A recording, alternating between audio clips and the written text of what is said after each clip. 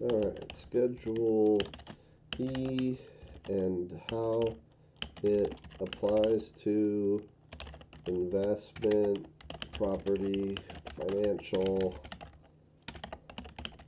analysis. Streaming here. Submit that. And go to resources. Alrighty. Alright. Hey guys, how's it going? It is the day before Thanksgiving, about 7:40 in the evening, and we did a financial analysis on a property last week. And when we did that, it was based upon information that we had received from the listing agent. So we wanted to do a pro forma financial analysis for our buyer client. So we asked the listing agent to provide us with the property's income and the property's expenses. Because if we have the income and the expenses, we can do a pro forma and calculate the asking cap rate, the capitalization rate. So we received that information from the listing agent. We did a pro forma for our buyer client, which included in part the cap rate. Um, and that's kind of like the initial reality check. So when you have a client that's looking at an investment property and they are kind of doing that initial reality check on, does this seem to be a reasonable buy? You'll do a pro forma based upon the information that you get from the listing agent. Now, it's generally a very good idea. It's very important to verify. So when an agent is marketing a property, one of the things that or when a seller is trying to sell a property, one of the things that has a tendency to happen is usually the income is the income. So, um, but they'll reflect the income accurately. What they will fudge the numbers on a little bit is the expenses. So, they'll say, oh yeah, it's kind of like it doesn't cost that much to keep the property going, right? Everything's, we didn't spend this much money on maintenance. We spent this much money on maintenance. So when you're trying to sell a property, you want to downplay the expenses as much as you can because it makes it look like the property's making more money, and that will reflect in the cap rate and other financial analysis points. So it's a so the flip side of that is when people are filing their taxes. So when a property owner is filing their taxes on their investment property, on the taxes, they want to make sure that every single penny of expenses is accounted for, right? Because the more they can show that they spent on the property, the less margin there is, and therefore the less taxes that they'll pay. So when a seller is trying to sell an investment property, they want to talk down the expenses as much as they can. But when a seller is trying to file their taxes on an investment property, they're going to make sure that every single penny of expense is accounted for.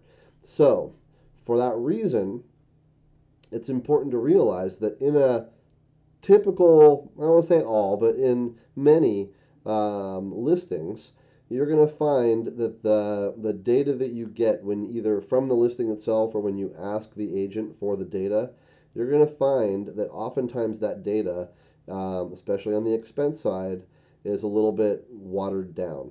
And so but it's okay because it's just a reality check. So we'll go ahead and write our offer, and we'll get into contract based upon the information that we were provided. But with investment property, it's generally a good idea to have a due diligence period. So when you write your offer, you make sure that you insert the due diligence language. And if you don't know what that is, it's right here. There. You can use that language there. That's due diligence period in the contract language section. Due diligence period. So copy and paste that language into your contract or call me and I'll help you with the language. But either way, you write your offer with a due diligence period. And then during the due diligence period, you are going to, on behalf of your client, on behalf of your buyer client, during the due diligence period, you're going to verify the numbers that you got from the listing agent and the seller. And the best way to verify, without question, the best way to verify is to actually ask them now for a copy of those taxes. Show us what you told the IRS, because we know, we don't say this obviously, but we're saying subtext. We're saying, show us your taxes, because we know that every penny of expense is going to be shown there. So we do that by asking. We don't have to say, "Hey, give me your taxes." That's obnoxious. It's like, who do you think you are asking for my taxes? So we're not asking for their taxes. We're asking for their Schedule E, because when you're if you own investment property, each property has its own Schedule E. So if I have three properties, property A, B, and C, actually, excuse me, I'll do property 1, 2, and 3. Property 1 is going to have a Schedule E for its income and expenses. Property 2 is going to have a Schedule E for its income and expenses, etc. And so if you get the Schedule E from the seller via the listing agent, it's only going to have the information for that property. So none of their other tax information is being compromised. We're just looking at the information that they reported on their taxes for this one property. And so you can oftentimes, depending upon the negotiation specifics, you can actually include that in your offer. So you could use the due diligence language to create the due diligence period, and then right after it, you can say seller to provide buyer with the 2017 IRS Schedule C filing for this property within 3 business days of acceptance. So within 3 days, they have to give you the Schedule E, and then you do your due diligence period for 10 days. So you have 3 days for for them to give you the information, and then an additional 7 days to review it. So, with that being said, the pro forma that we did last week for this property was based upon the information that we got from the listing agent and the seller. Today, we're in contract now, and we have requested and obtained those Schedule E's from the seller, along with a bunch of different other information. So essentially, the seller just dumped the Atova agent a whole bunch of stuff, part of which is the Schedule E for the property. And now the Atova agent has asked for my assistance in helping to make sure that we're getting all the right numbers in all the right places. So, with that being said, if we go here to the Resources tab, where we are already, down here in the lower right-hand section, we have a section called Forms and Templates. So right column, second section from the bottom, Pro Forma Financial Analysis. So if you click on that, I already have the file open. If you click on that, it opens this file right here, which is the Pro Forma Financial Analysis. So we have all this data, and so we're going to plug in the information and see what the property looks like based upon the Schedule E info. Over here, I've got a couple things open as well. This is some notes from a few emails that I copied and pasted out There was like 4 or 5 emails in which they described things in the body of the email, and so I've copied those emails out here. Um, and again, I've eliminated anything that's confidential. This is just these are insurance agents information. And in any case, we don't represent the sellers, right? So we represent the buyers, and so this is information provided to us by the sellers, and we do not owe the sellers any confidentiality. So we're anything that we do hold confidential is just as a courtesy, um, not something that we're required to do. And then here are all the files that were provided. So we have a whole bunch of stuff, and I'm going to go through all these files. So um, we we owe it to our client to look at the information that we've received. So I'm going to go through and see what pieces of information we need, see what piece of information we don't, and then act accordingly. So let's get that started now. So let's see. Let's go to here. I'm going to go to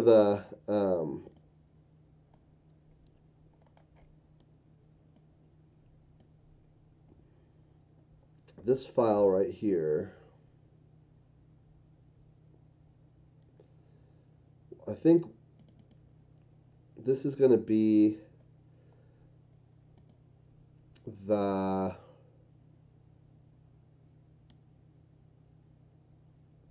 so they clearly have hidden some stuff here. That's always wonderful. Um, let's take a look here. Rents received 34,596.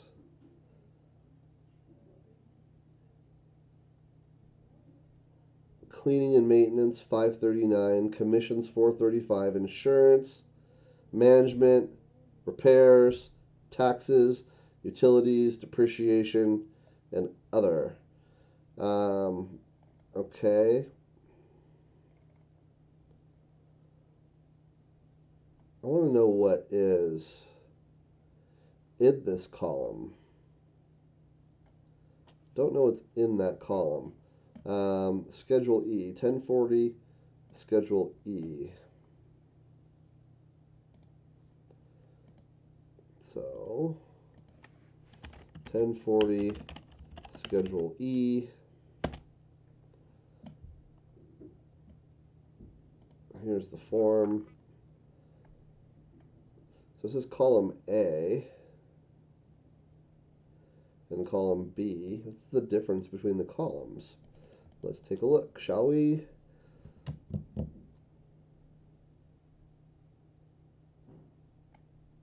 Oh, it's a different property.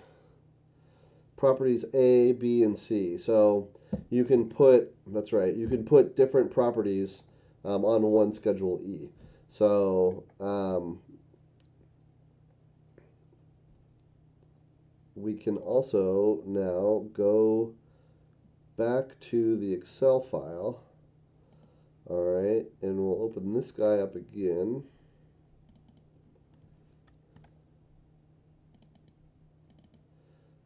I don't see a way to resize this, which is kind of agitating.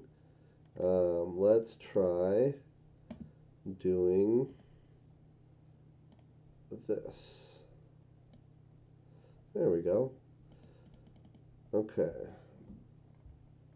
So yeah, I just dragged that into the bar up here to open it within the browser window as opposed to opening it in Acrobat Reader. Okay, so this is for a different property altogether. That's for Kihei Road in Hawaii. Pretty cool. But this one is for Halstead. Property B is Halstead, and that's column B. All right. So we are now going to just extract data. So 34,596. is the rents, and what's the good way to deal with that? So I don't think it matters. I'll show you what I'm talking about. 34,596.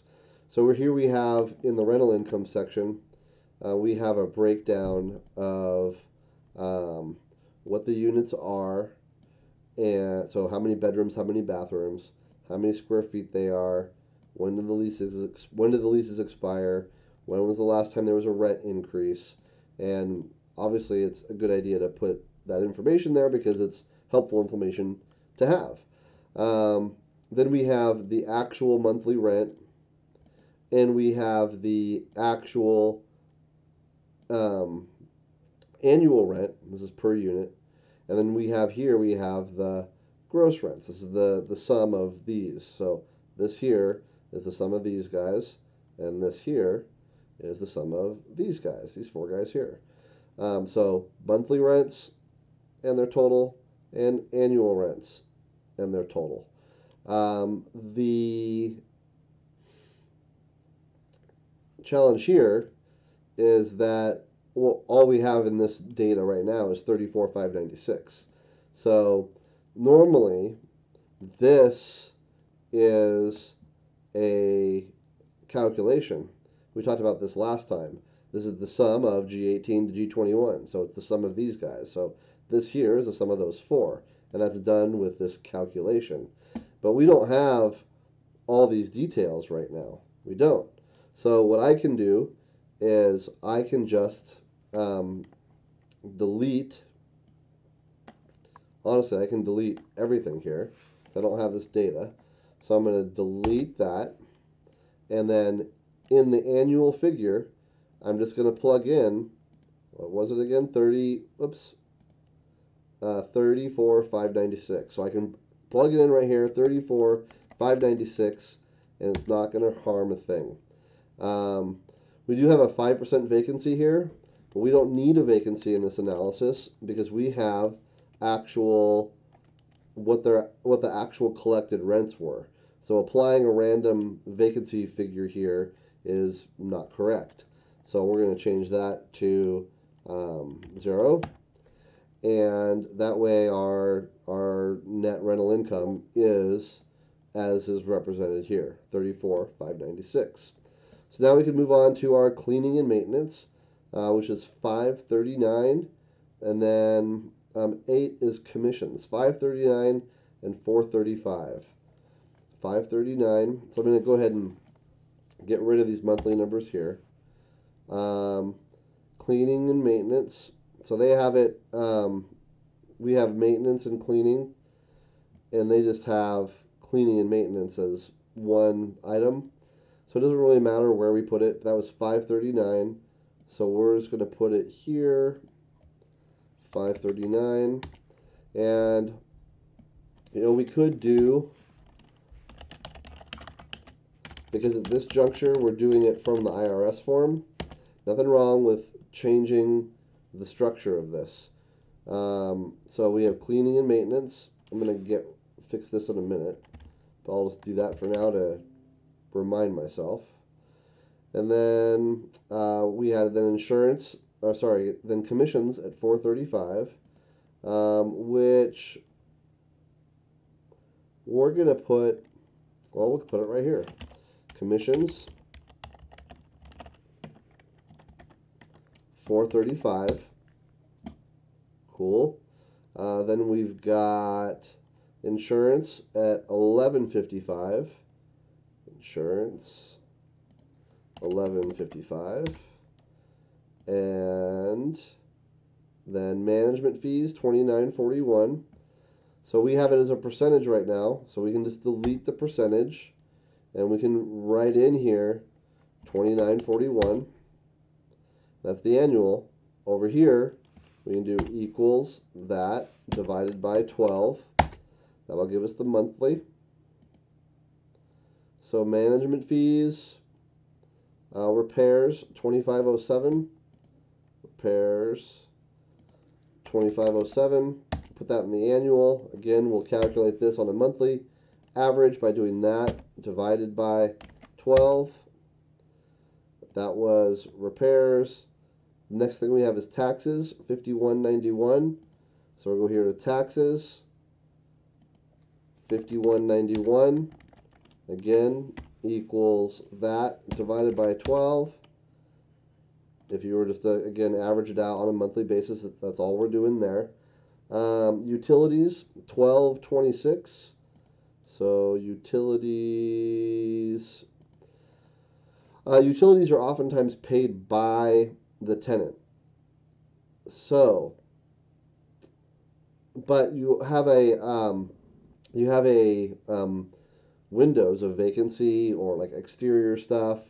So while oftentimes the majority of utilities are paid by the tenant, some stuff isn't. So in this case, they've just got it all into utilities 1226. So let me speak for a very brief moment here on the disparity between the structure of the words that are here and the structure of the words that are here. Why don't we just, by default, make it so that these words here already match these words here? And the reason why is because it's nicer here to have things more fleshed out. So it's nice to know that our power is a certain amount, and a certain amount is coming from water, and a certain amount is gas. It lets you know kind of the details on how the building is operating. You know how much the power is and how much the water is. If I just do it like the IRS form and just say utilities at 1226, then you're just going to be in a position where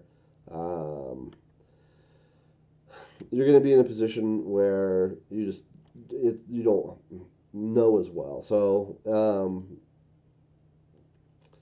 there's a so if you're doing a pro forma for a seller, let's say you're going to put a property on the market, yeah, it would be great to get their Schedule E, because any smart buyer's agent is going to be asking for that Schedule E anyway, so we might as well get it out of the way and represent the property with accurate numbers to begin with.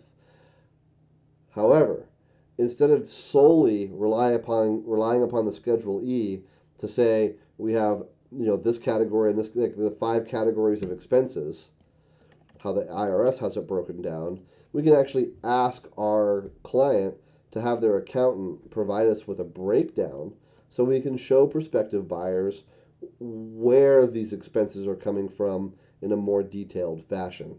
So, so that takes us back to, where were we? We were at utilities 1226. Did I do that yet?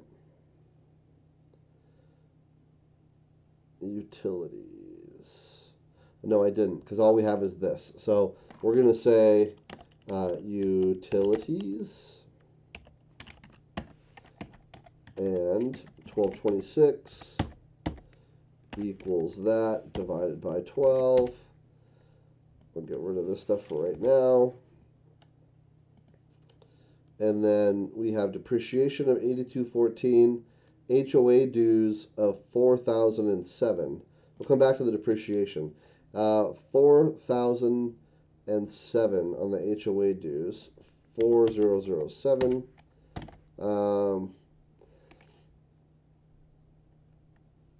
And equals that divided by 12. And then I've got, what else do we have here? HOA dues, we got cleaning and maintenance, we got, I'm going to just take all this stuff here so we have some sense. I'm just going to highlight all this, right click on it, go to Format Cells, and then I'm going to choose Number and change decimal places to 0. And then it just rounds all the numbers instead. And I shouldn't do that, because it was, see the dollar sign? So it's right click, Format Cells, currency, 0 decimal places. It's because I didn't click the little link. If I go back here, do it again, edit, format cells, currency, 0 decimal places, and then symbol, show the dollar sign. And then cool, now I've got that. So let's see.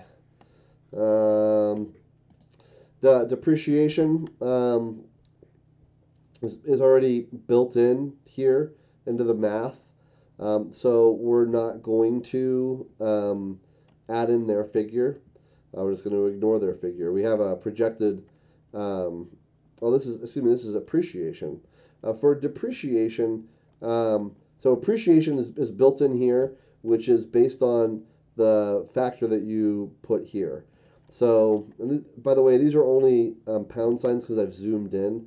Once I zoom back out, it's actually because the space is a little bit too large. So if I go right here, if I put my cursor between the G and the H, and I double click,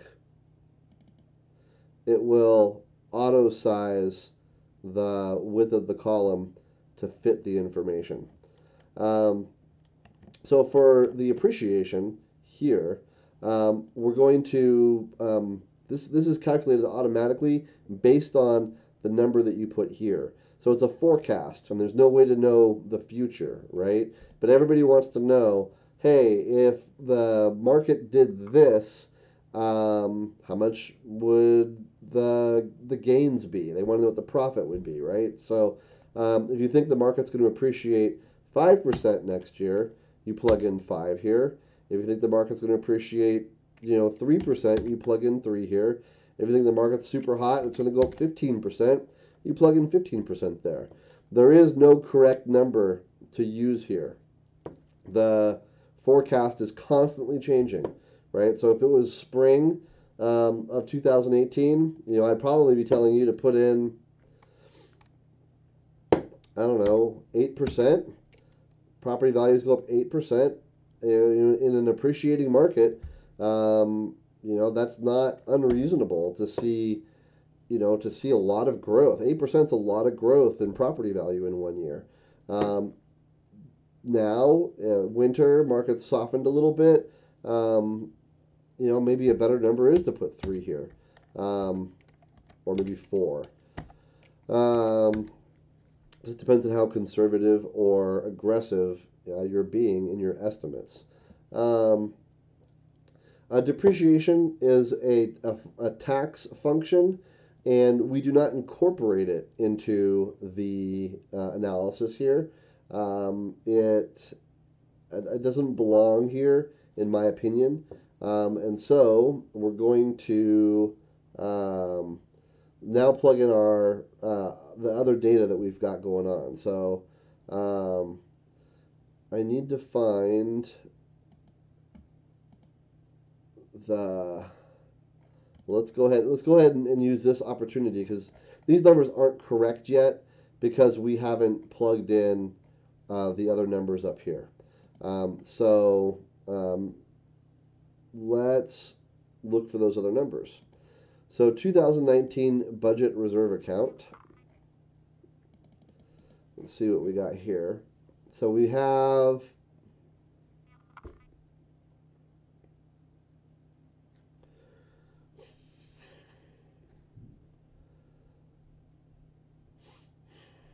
this is just cash that they're holding on to.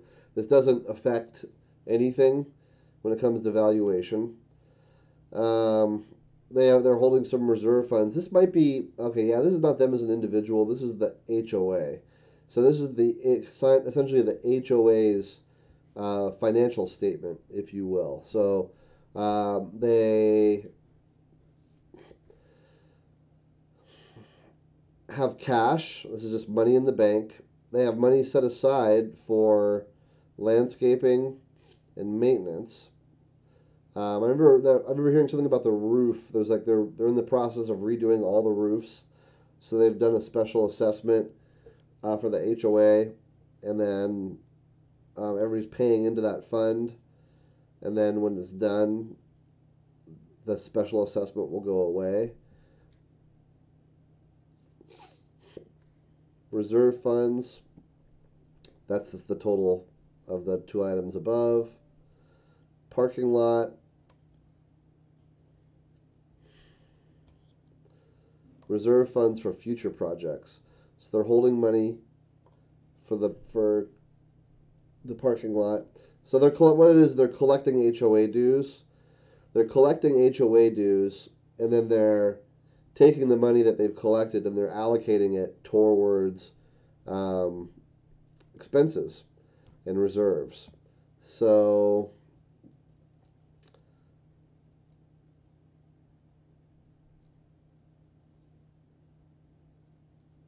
future parking, fence, sidewalks. So it's 1620 plus 3 plus 1200 is 5820. So 5820 plus 10,309 is going to be this number? No. It's reserve funds plus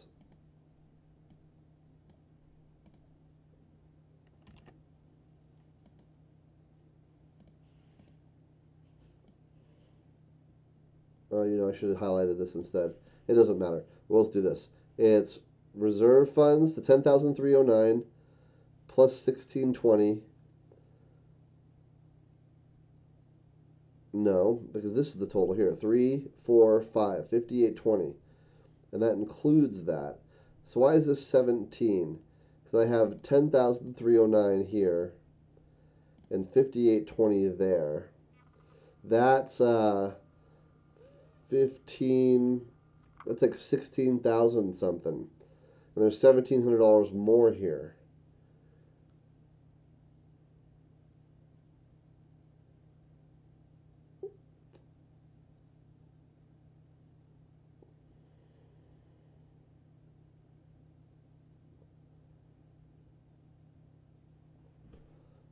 That 10,309 is definitely the sum of those two. This 1620 here is the sum of that, just one item. This is separate, this is separate. 3, 4, 5, 5820. That does total 5820. So that is the total of everything all the way up to here. This is the total of everything up to there. 10, 3. So 10, it's 15. 8, 9, 10, 11. That's 16,129. 16,129.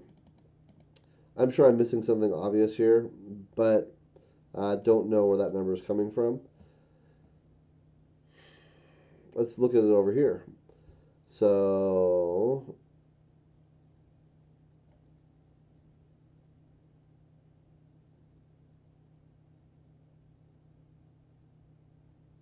10,000.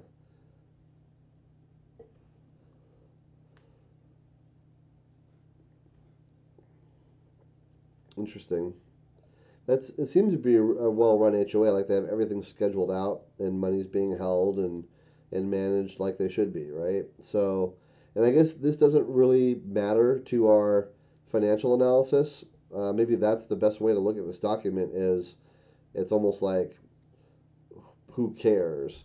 Um, because this is all going to be collapsed down into that HOA figure that we got, right? So we had this um, HOA homeowners association, $4,000.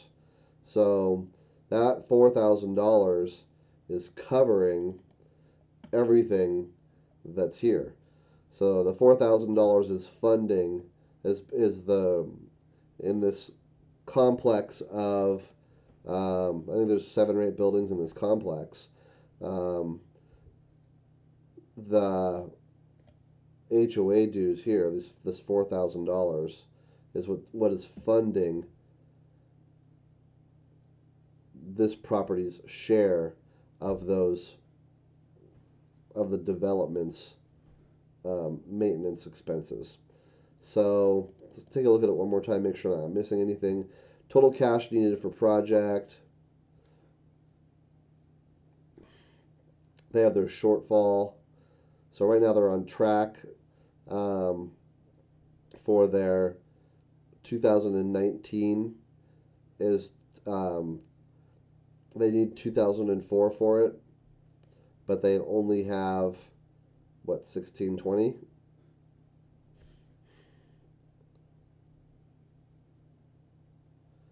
So and then monthly funding.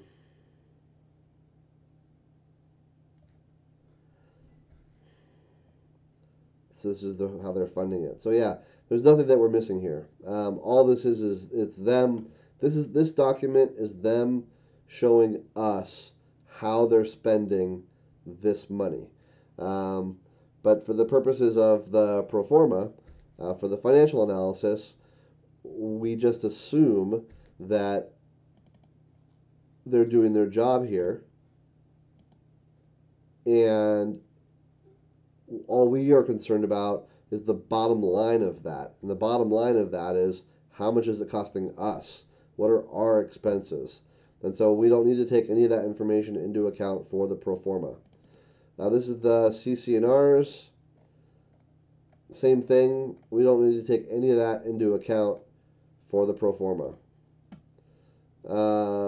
This document, I think we looked at, that's the 2016 Schedule E. I think this is the same. Yep, it is. I thought they were going to give us a 2017 document, but it looks like they might have given us the same version. I will check that. And the general expenses budget.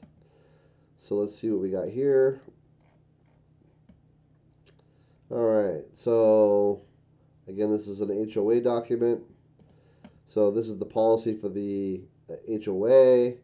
This is landscaping for the HOA. Again, this is not the costs to us as a single building owner. This is the cost to the whole HOA for doing this work.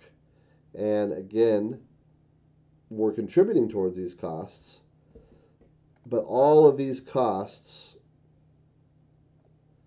are broken down into this right here, this 4007. So our share of all this is $4,007 per year, which is pretty good. Pretty good. They might be well, if there's 4,000 units. I'm sorry, it's a big complex. If there's, see, it's 47,000 is the total expense there. 47,000.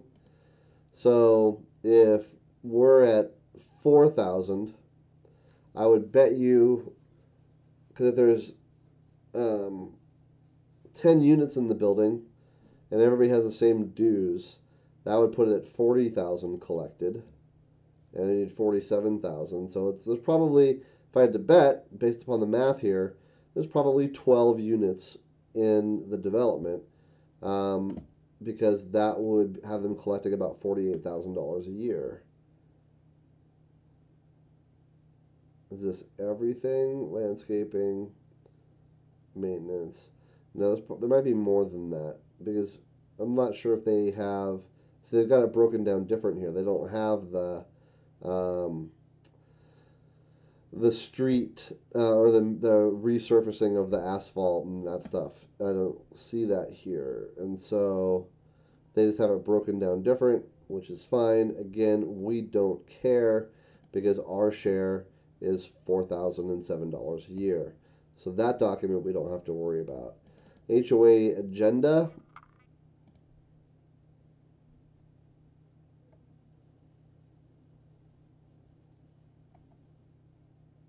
So what are we talking about here?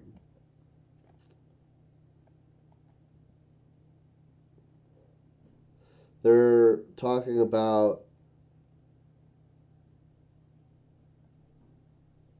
what should we do, essentially?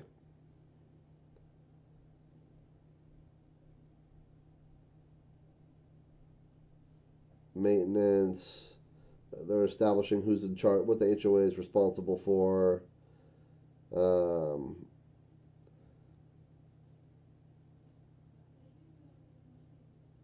HVAC service. They have their rework plan for the re-roof plan.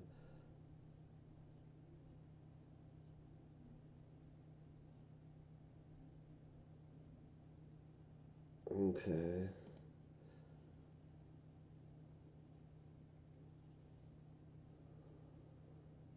They're voting on the budget and stuff, and that's it. So, again, it's good information for our buyer. You know, it shows them the status of things, but again, does not apply to the pro forma.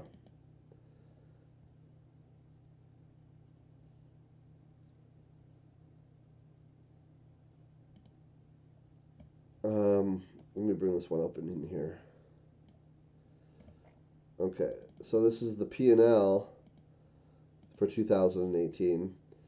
So they sent us the P&L for 2018.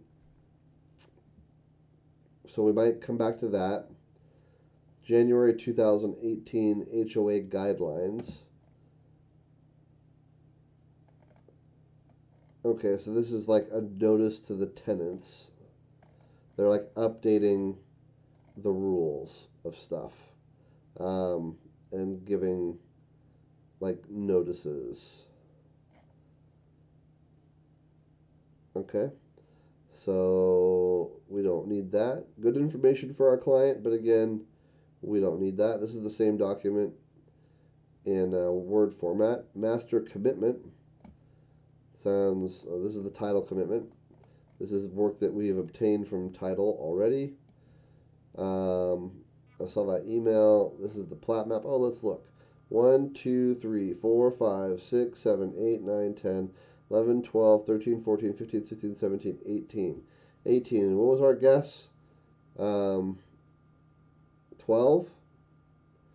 So I wonder if there's some duplexes or other buildings that are charged less. That would be my guess here, is that there's some duplexes in this complex. All right. Either way, we don't need that for our pro forma. Proposed 2019 budget. Again, this is for the HOA, and it's just showing us how they're spending the money. But our share is all right there in the 4007, so we don't need to worry about that for the pro forma. And shared account accounting. That's a great name. Shared account accounting. Shared account accounting. Okay, let's see what this is.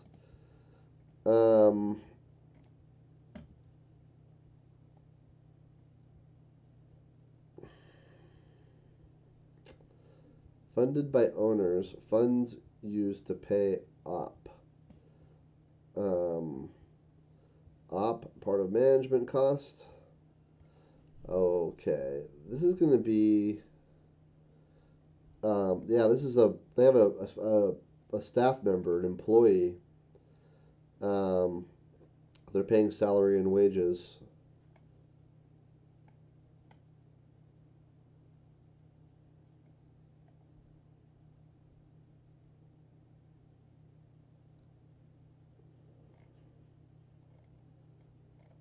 All right, so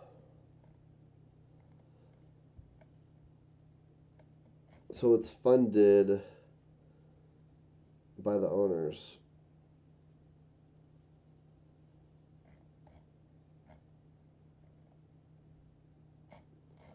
So what did we have here? We had management costs.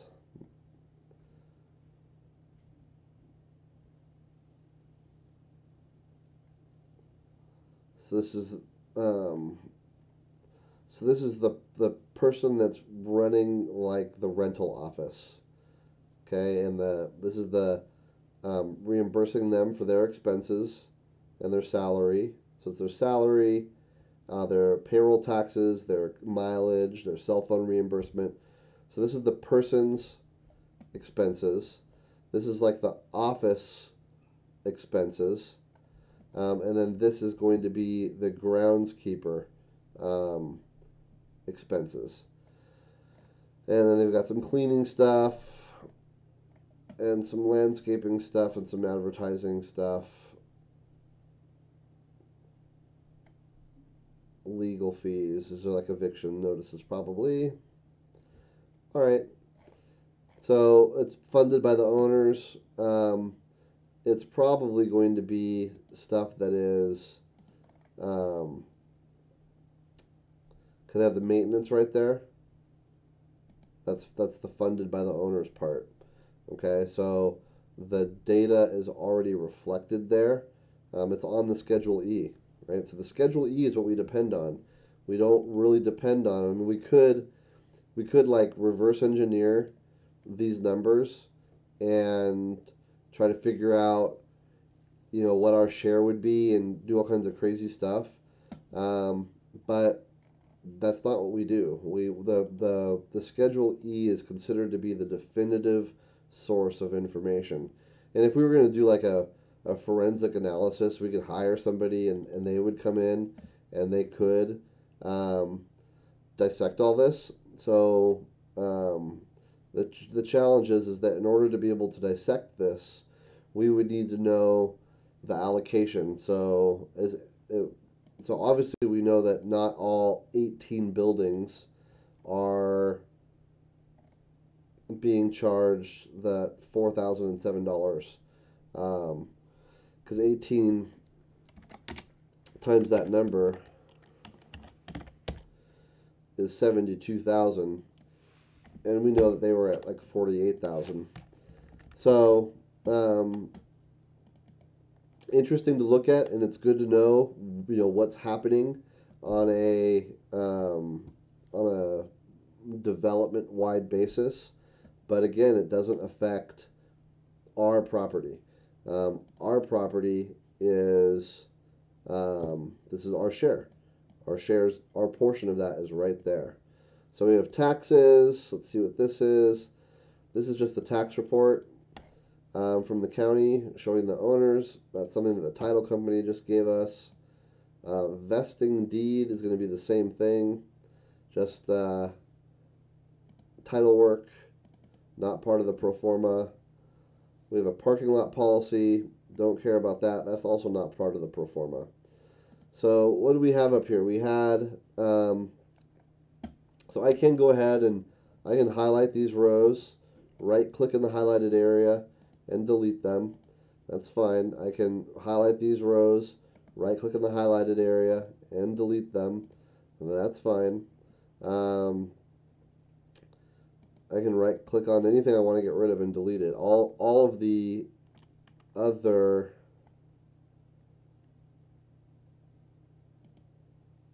F20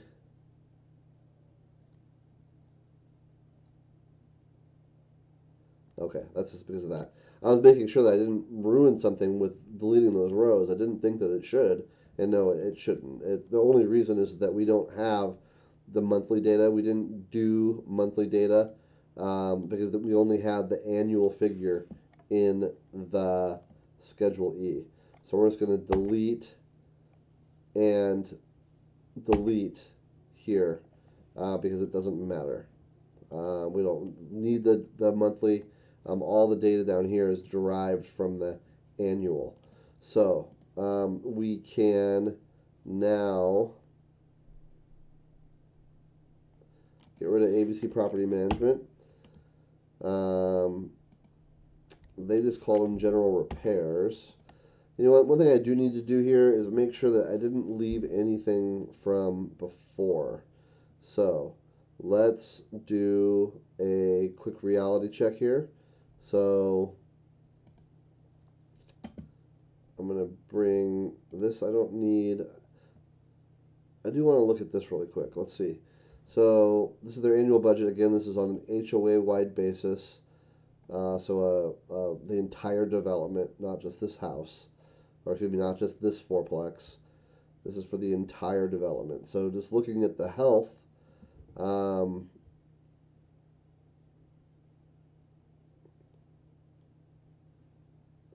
so they're under budget, $2,000.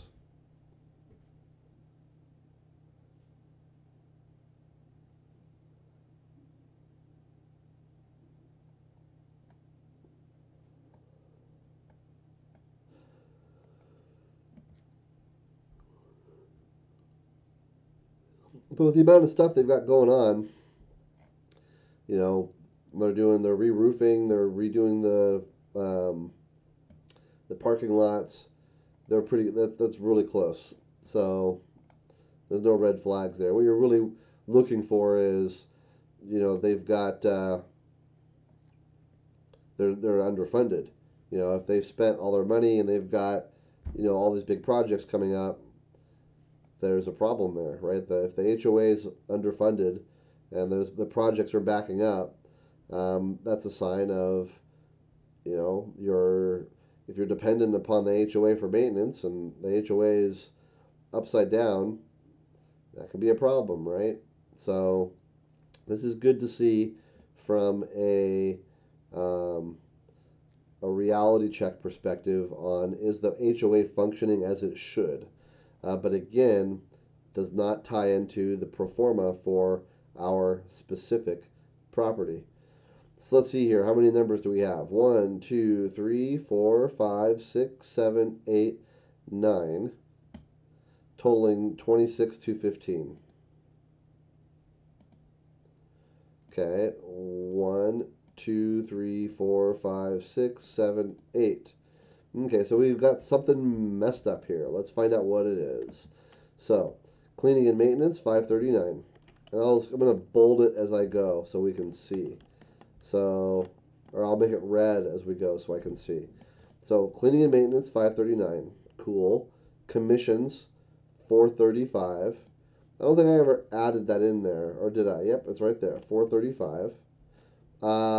That's the annual number. That's a problem. So we'll go 435 here, and this is equal to that divided by 12. That's one error I made. And so that's the key. The key here is that when you're done, this number here needs to match, right? So 435, and then insurance 1155. Same problem. So this is supposed to be the annual figure, and then this is going to be equal to that divided by 12. And we'll highlight that red. And then we'll go to the next item, management fees, 2941. Okay, that one we did correctly. And we can go ahead and just pretend that I did that wrong so I could show you guys. It actually is nice that we got it wrong, right? So we got it wrong, and we got to fix it. How do we do that? Pretty easy, right? So we just did management at 2941. Then we're going to do repairs at 2507. There's repairs at 2507. And then we've got taxes at 5191. Cool. And then utilities at 1226. Cool. And then depreciation, that's going to be a variation right there. And then HOAs is $4,007. So $4,007 right there. And then 23,930 versus 26,215.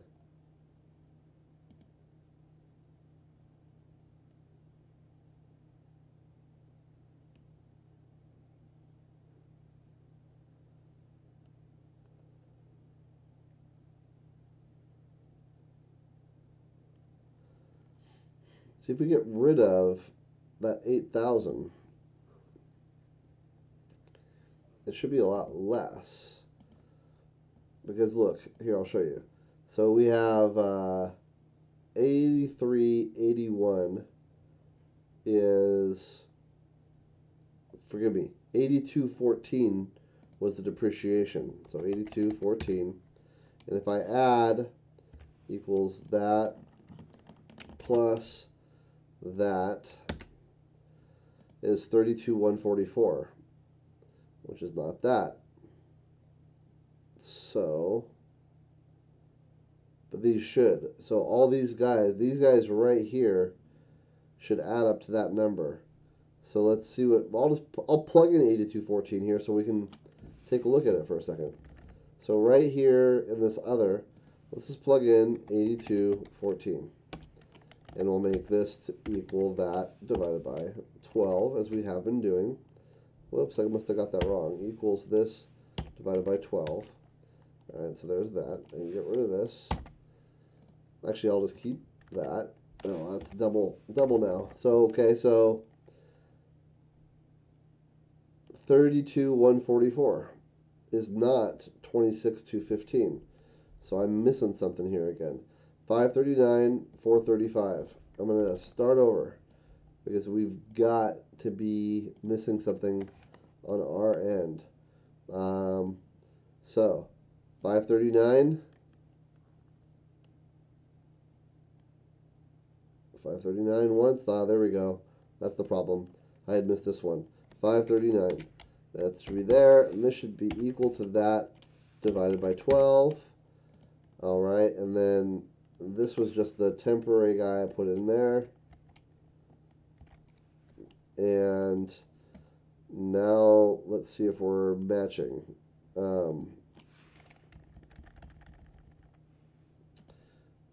Total expenses 18,001. Oh, we'll put that back in there. 8214. 8214. 26,215. 26,215. Okay, so we're matching now. So we got it right. And so we're going to do, get rid of the depreciation. And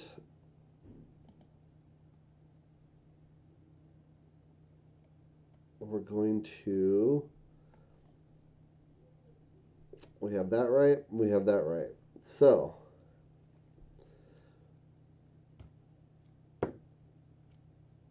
net operating income of 16,595.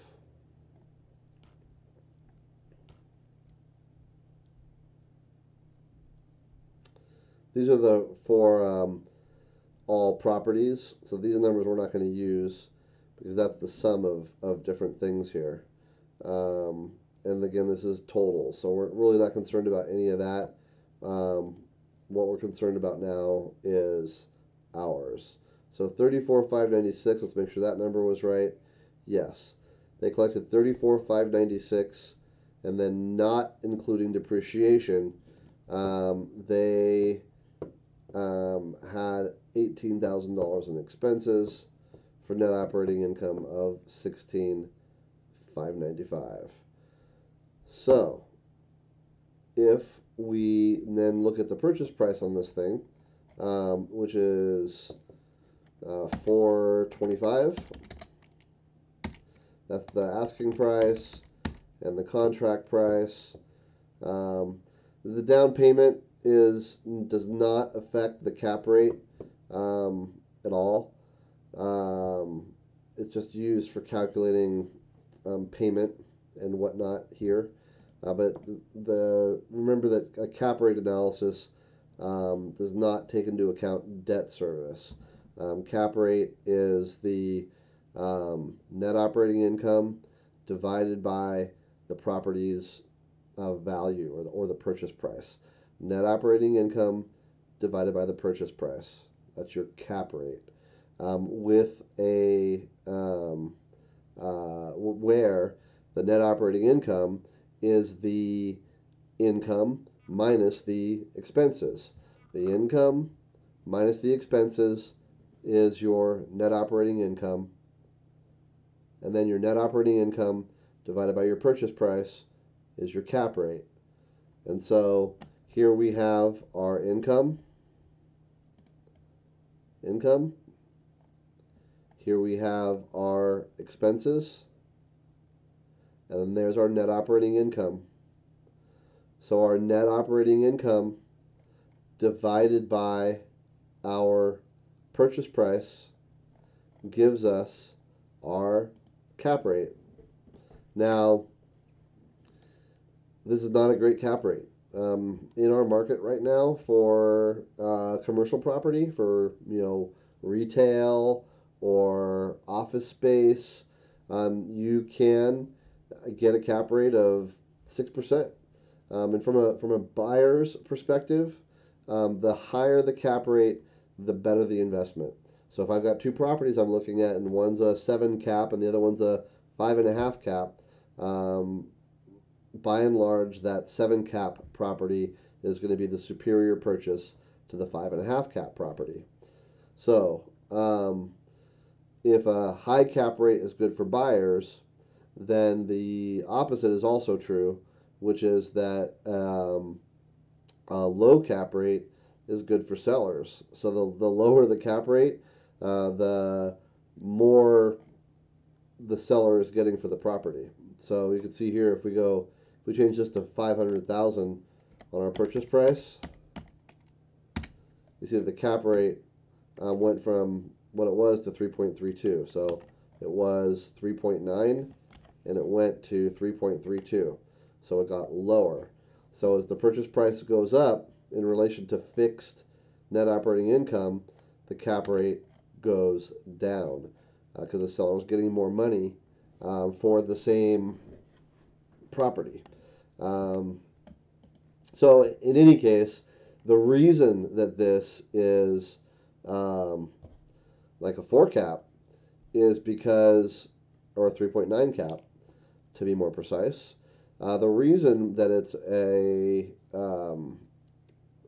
low cap is that it's a fourplex, and right now in the Boise market, the cap rate for the going cap rate for fourplexes is lower than all the other investment types in our market.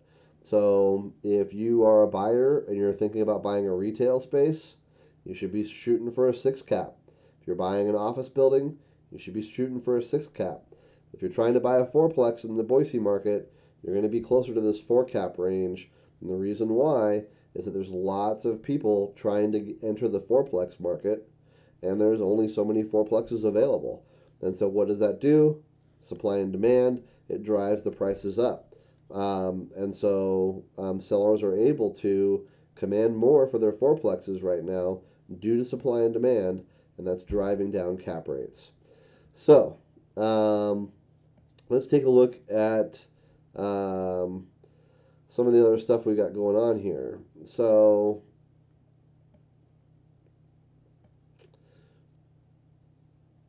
let's take a look at our cash flow. We have G44. So right here it tells us G44. Cash flow, this is C40.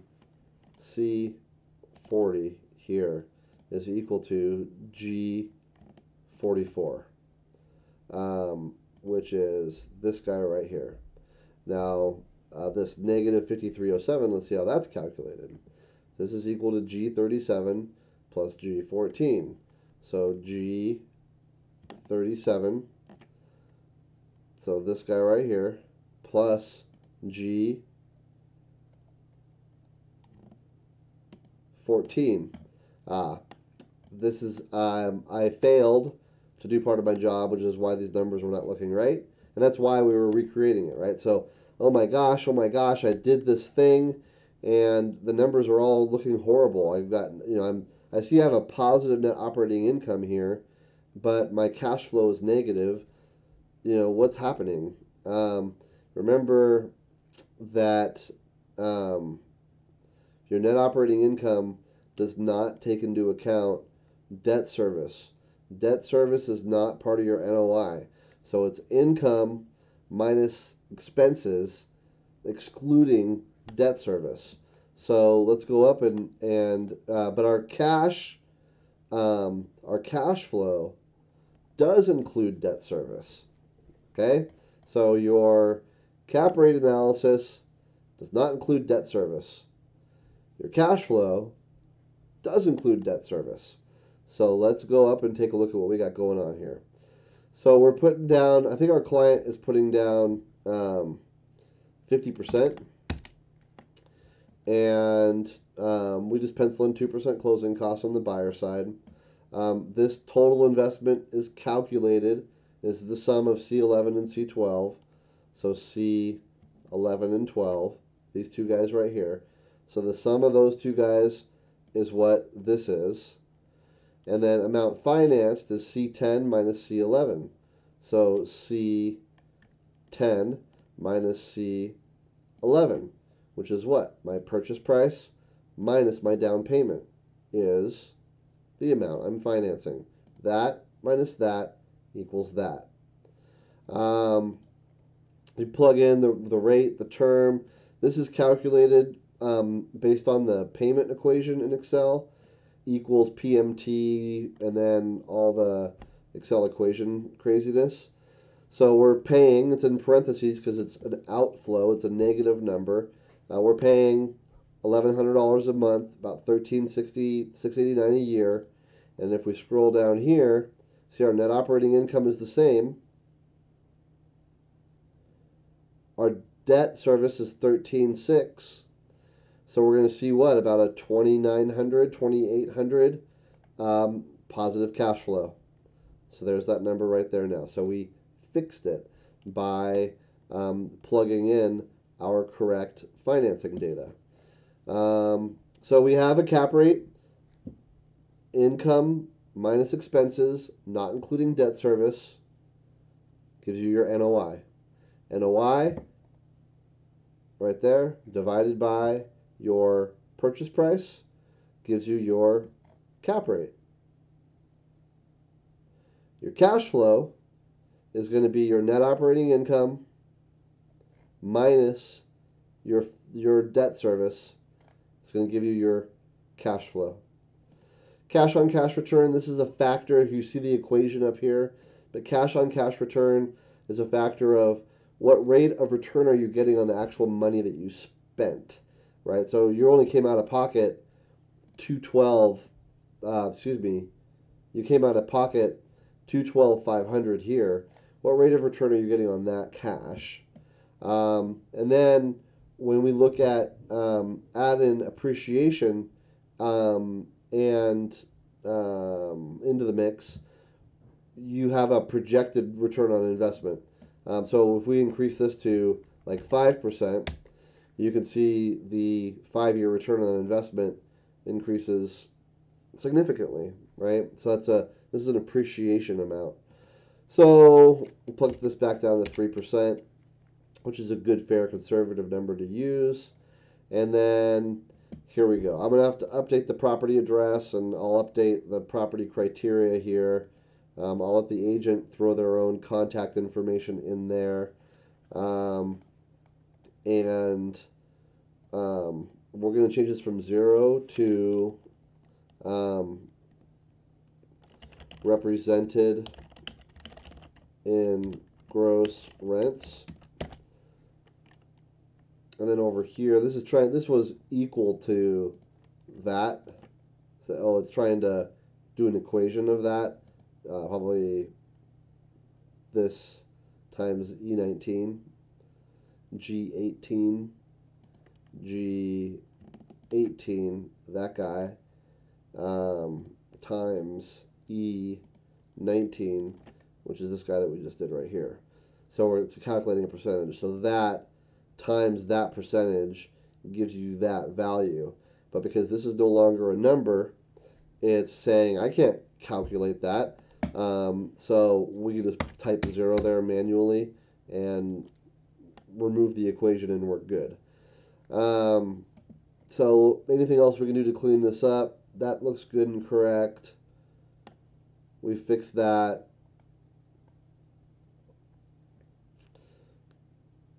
So we have utilities all encompassing now. So I'm just going to get rid of these extra rows here. I don't need them anymore. So I'm going to delete those guys. Um, and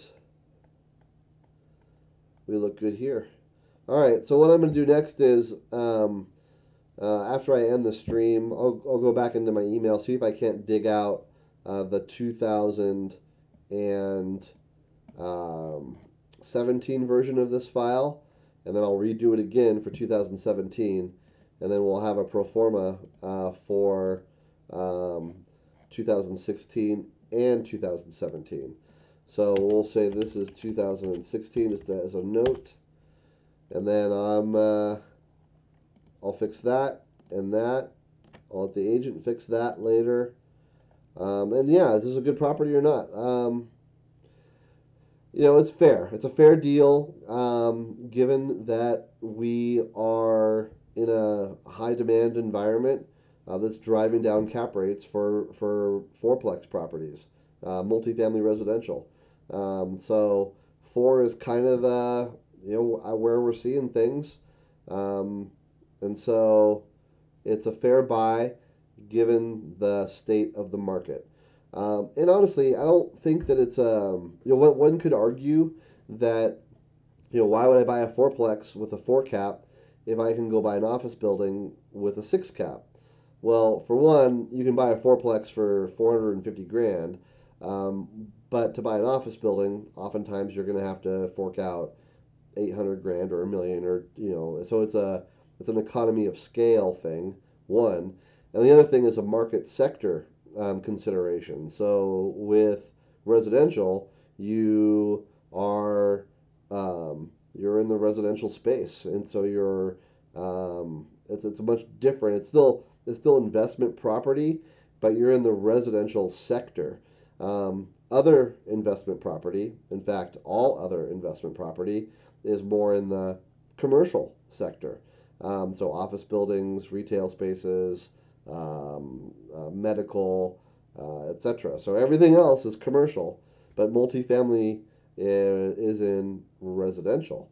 If you're an investor and you think that the residential segment of the market is going to outperform the commercial segment of the market, then perhaps buying at a bit of a premium now is a very smart thing to do, because it may look like you're paying a little bit more now, but in 10 years, when you reflect back on it, it may actually seem like you bought it at a discount given the rate at which it appreciated in relation to other aspects of the commercial market or other portions of the commercial market. So, um, I guess I will leave it with you as that for today. I hope that you guys learned some fun stuff. And if you need my assistance, you know who to call. I will be working tomorrow on Thanksgiving. So if you've got questions, let me rephrase that. I'm not working. I'm spending time with family. But I am absolutely. Oh, I see. I want to fix this too. Highlight that, right click, format cells, currency, no decimal places, yes, and the dollar sign. I'll be at home with family, but we're just hanging out, and my phone will be on me, and we do dinner late, so we won't have Thanksgiving until like 6:30, 7 o'clock probably. And we really don't get into it even until like 5:30, or 6. So anytime during the day, definitely feel free to give me a call. Between 5 and 7 o'clock tomorrow night. I may not answer my phone for a while, and then again 7, 8 o'clock for the rest of the evening. I'll return calls and be available to help. So if you need me, do not be afraid to call. I will be available and happy to help. And that's it for now. I appreciate it, guys. Thanks a lot, and we'll see you next time. All right, bye bye.